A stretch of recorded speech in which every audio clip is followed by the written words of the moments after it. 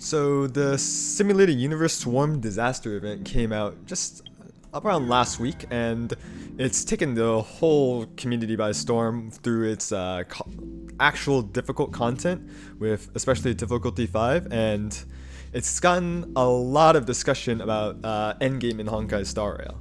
Just a simple YouTube search about Swarm Disaster will show you pretty much discussions about how it's like great endgame content, finally something we needed to kind of challenge ourselves, and plenty of showcases. And it's not just YouTube, it's also other social media outlets like Reddit, Twitter. For example, I found this meme, just comparing the endgame in a certain other game, Genshin Impact, that we're having troubles with Honkai Star, with this new content update.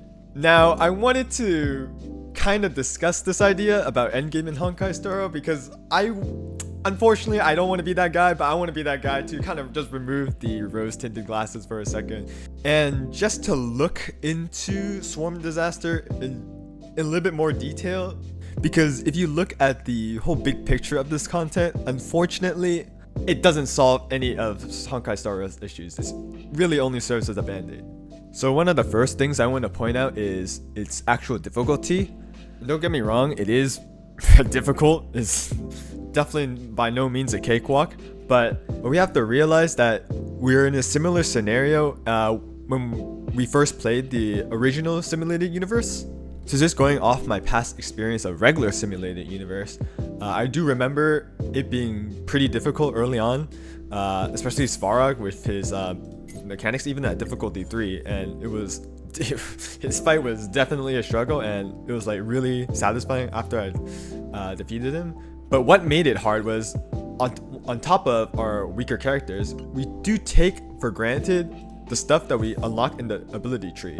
Like there's so many buffs on this that we take for granted, like just these extra stats like attack, defense, HP, just for us to survive, quality of life changes such as different more resets, also more cosmic fragments, and especially the one where it just gives you all energy once you enter a boss domain. All of this makes the normal Simulated Universe much easier, to the point where a normal Simulated Universe isn't really hard content anymore. Since we have to farm relics from it, it's just a different flavor and maybe just a little bit more difficult artifact domain at this point.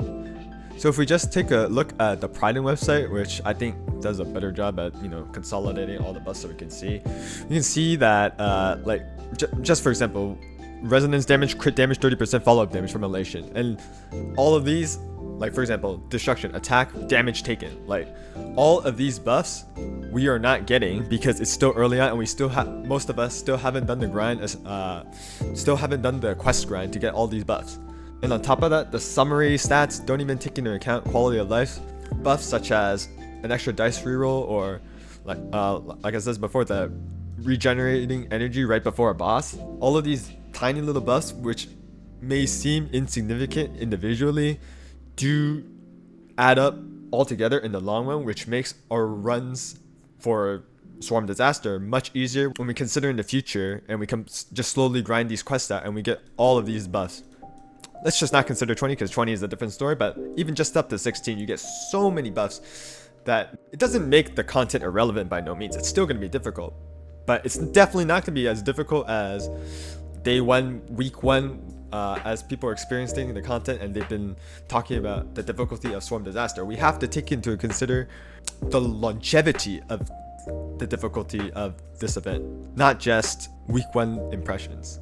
We're kind of seeing this now with different showcases. So for example, Mr. Poke recently uploaded a video on Welt solo difficulty 5 here, and Kekon uploaded a Clara solo for difficulty 5. I'm not here to like discredit them or anything. I love these showcases.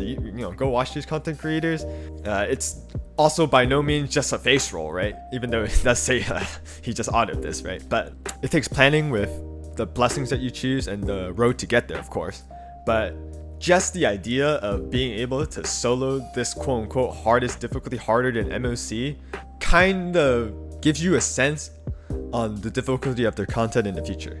So difficulty wise, yes, it's definitely not going to be as difficult in the future, but I'll admit it's probably going to be challenging for most players. So the challenge is definitely there, but I think the biggest flaw of Swarm Disaster that doesn't make this the solution to our endgame problems is the longevity of this content. Ultimately, Swarm Disaster doesn't truly have the future-proof as an endgame system because most of his rewards are just a first-time reward. There is no incentive to do these difficulties any more than once or after you complete all your missions, because you don't get anything else out of it other than just drops, which are pretty insignificant. You only get this first time these primo rewards once, and after that there's no incentive to do it to do them again. And same things goes with these missions. These missions definitely incentivize you to complete different difficulties multiple times to get the goals, because once you complete these missions, you get the points for your buffs, and then you get the extra buffs for your commuting trail, and you get stronger, so you can do the higher difficulties more easily. But again, looking at this content in the future as an endgame system, what are you gonna do once you complete all these missions and do the multiple difficulties to do these missions? Once you reach the end here, ultimately there are still only first-time rewards. Once you finish all of this, the only incentive to redo these difficulties are pretty much simply for fun, which is kind of fine. But if we're gonna talk about an actual endgame system for endgame players, I don't think that's enough. Now there are these missions at the end that give you the incentive to clear difficulty 5 with each path. The rewards are kind of minimal, but it is an incentive. So you can do this grind of difficulty 5 just to complete these rewards. But again, once you complete these, they're one time, then we're back to square one where there's no more reason to do them. Now speaking of grinding, I also wanted to talk about the content in general and how its systems are. So personally, I've been having a good time doing the grind. I haven't tried difficulty 4 and obviously difficulty 5 because of the opinions expressed earlier, where once you complete these, there's a much lower incentive to do them. So I'm just gonna take my time. I'm just gonna continue grinding out these missions to get stronger, and that will motivate me to redo some of these lower difficulties just to complete these missions. And then once I feel like, oh, I think I've grinded enough, now I want to challenge, then I will take my time and challenge difficulty 4 and difficulty 5 on my own pace. No need to rush.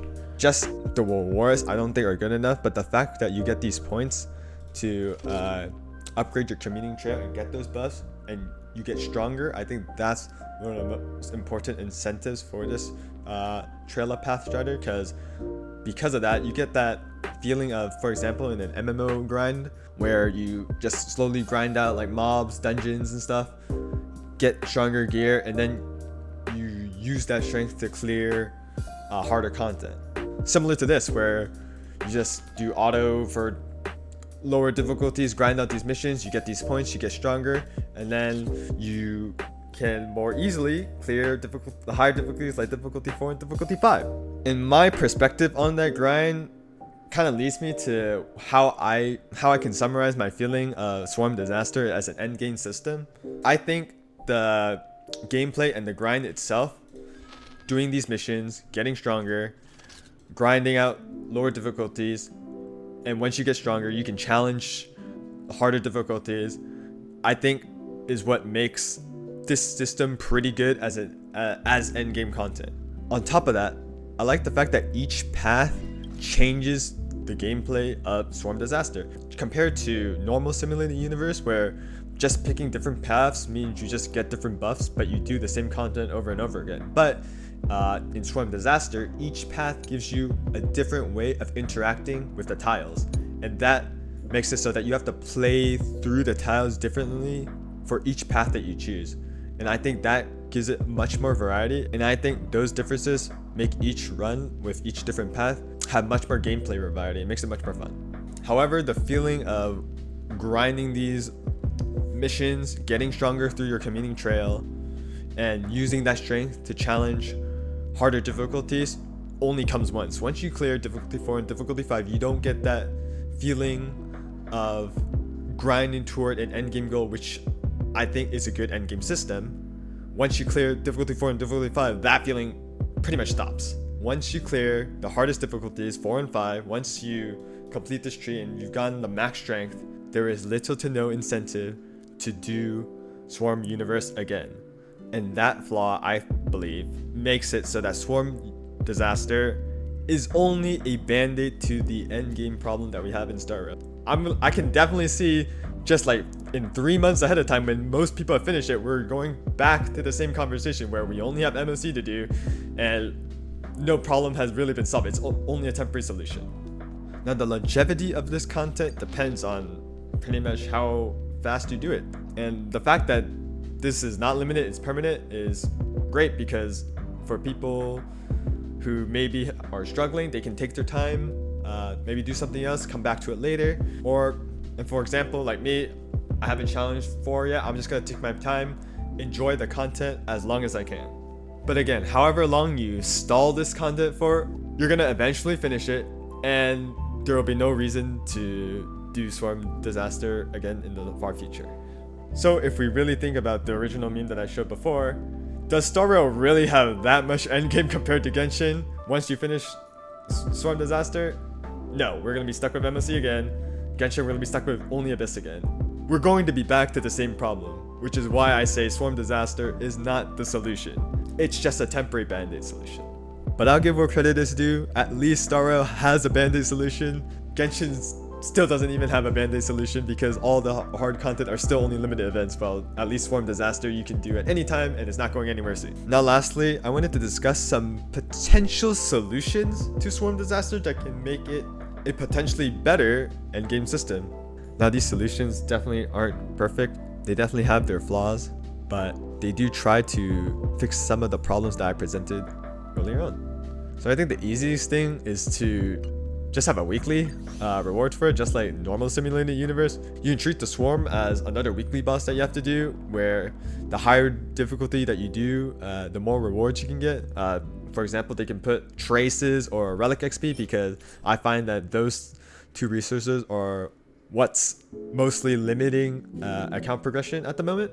So you can just have it where you have the same tab here, and for example, if you do difficulty 5 for the week and you clear it, you'll get a certain amount of rewards. For example, relic XP or trace materials.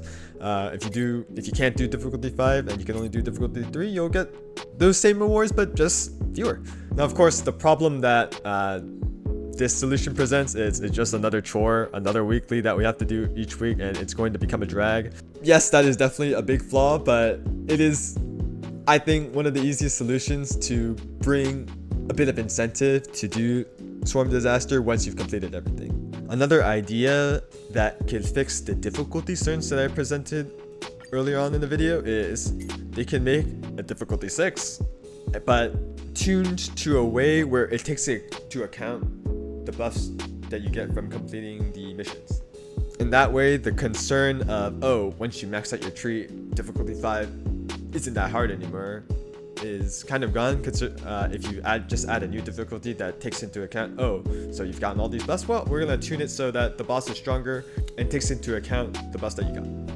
Of course, if they keep the same first time clearance reward, then it's just a band-aid to another band-aid. So how do they make incentive to do harder difficulties? Well, then you go back to the weekly reward, but then when we talk about weekly reward, you run into trouble of things being a chore, and yeah. One last thing that I kind of want to see them do that could alleviate our endgame problems is have difficulty 5 not just for the swarm boss. We have how many other bosses in Simulated Universe? We have 1, 2, 3, 4, 5 different bosses in the normal Simulated Universe that, frankly, at their max difficulty at the moment, are kind of a drag, since their content is just there for you to farm relics. And some of these Simulated Universe bosses have interesting expanded mechanics compared to the base form, like Svarog, Kekolia, Kafka. I think those fights would be very interesting if they had a torturous difficulty for those bosses and put them in the normal sim universe. If they add a hypothetical difficulty 6 it would make the normal simulated universe more of an endgame system than just artifact farming at the moment. And it would present a new challenge that I think endgame players would want. But of course, they would also probably have to add an extra incentive to do these higher difficulties, maybe more relic drops, who knows. So those are some of the solutions that I thought of. Again, they're not perfect, they have their own flaws, but they do address some of the concerns I had for Swarm Disaster as an endgame system. I just want to reiterate, I like Swarm Disaster. I think it's great fun content. I like the grind. I like the fact that they actually added new challenging content to the game. But there are definitely some limitations to this game mode that, to me, don't make it the solution to Star Rail's endgame problem. Once we eventually finish the first time rewards, there will be little to no replayability other than just having fun, and we'll be back to just grinding out MOC again. But I appreciate that the content is permanent and it's there. It's better than nothing. If you have any thoughts on the solutions that I provided, or if you have your own solutions, feel free to leave them down in the comments. And if you like this type of discussion about Honkai Star Rail, feel free to subscribe. I'll be happy to talk about more things about the game. I enjoy it. So see y'all soon.